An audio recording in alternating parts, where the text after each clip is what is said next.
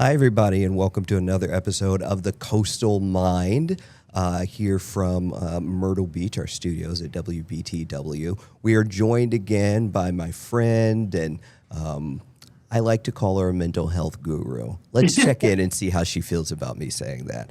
Hi, Mary Jo.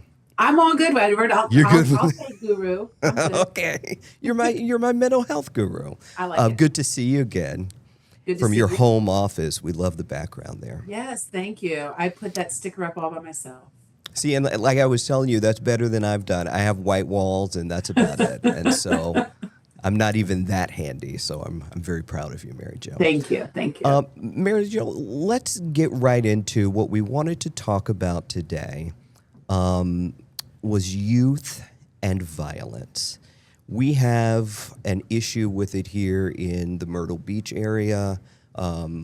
We call this the Grand Strand along the coast, and then more inland is the PD.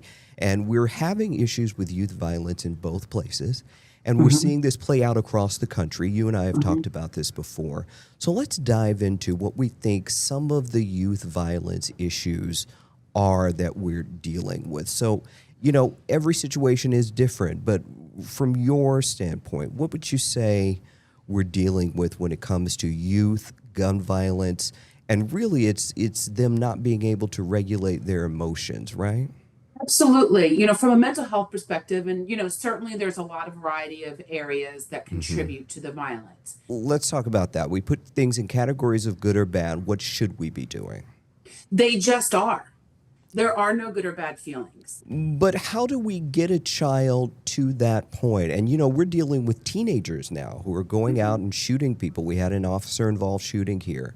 The young man who they say was shooting into the crowd, he was a teenager. He was with other teenagers. How do we get them to that by the time they're teenagers? By the time we're teenagers, not to sound glum about it, because certainly people can always learn skills, but it really needs to be most effective when taught under age 5.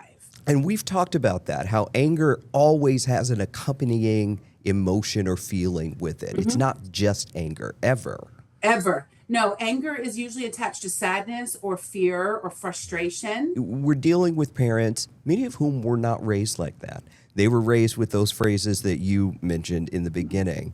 So how do we get the parents to change their mindset with it? Because it's easy for us to say, okay, this is what you should be telling your kids. But how do we get them into the mindset to remember in the moment? Okay. Yes.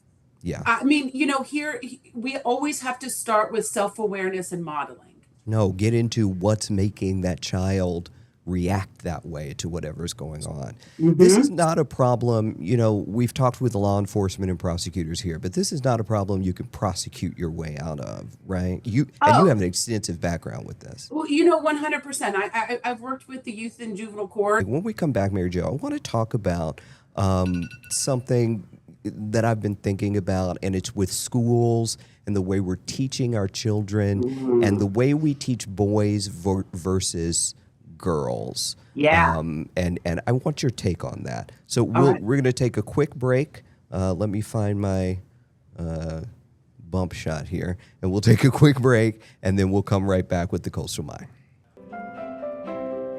Welcome back to the Coastal Mind as we talk about friends, those really close friends, those ride or die, those hide the body friends. I feel like I've said that a lot on this podcast. Yeah. And I you may not want to say feel that like much I more. might Do you not want know to what- back you know off what we from do that for a a little living, bit. I right? know. Yeah, just go ahead and say friends. How many of us have them? Friends. That's a great song. Friends. Okay. We have to stop. We're going to get sued. I would be Gladys in that song. Just powerhouse. Love overboard. Powerhouse voice. I just can't help myself. What Love song overboard. would you say? Do you hear me singing Love Overboard? I heard We it, love yeah. that song. Ooh, Gladys, Gladys. Woo! Yeah. Okay. Got that out. Oh, I love that song. What? It's so good. It is so good. We I need to go see listen to it 2 We to need to 3 go see nights her a in week. concert. We do, and Yeah. Babyface. What song would you say describes your friendship with those women we've seen you talk about here today? The group. The group. What's the song? You gonna come back to me so I can tell you? Boom. Nook, if you. No, fool. That's not the song, fool. I got you nuck if you buck. What's the song? I just told You're supposed to pick something nice and meaningful, make you cry. Well, they know me. Yeah, they do know you. And I feel like they would say that is accurate. So not Nook if you buck. So we can't say that. I wish this was live so we could get the audience to weigh in on who they think you would be.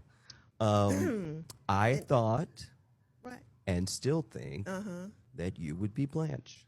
But I'm assuming you're not going to tell me why. Is it because I'm so outspoken? Well, we'll go with that. Okay. It's a G-rated show, so I can't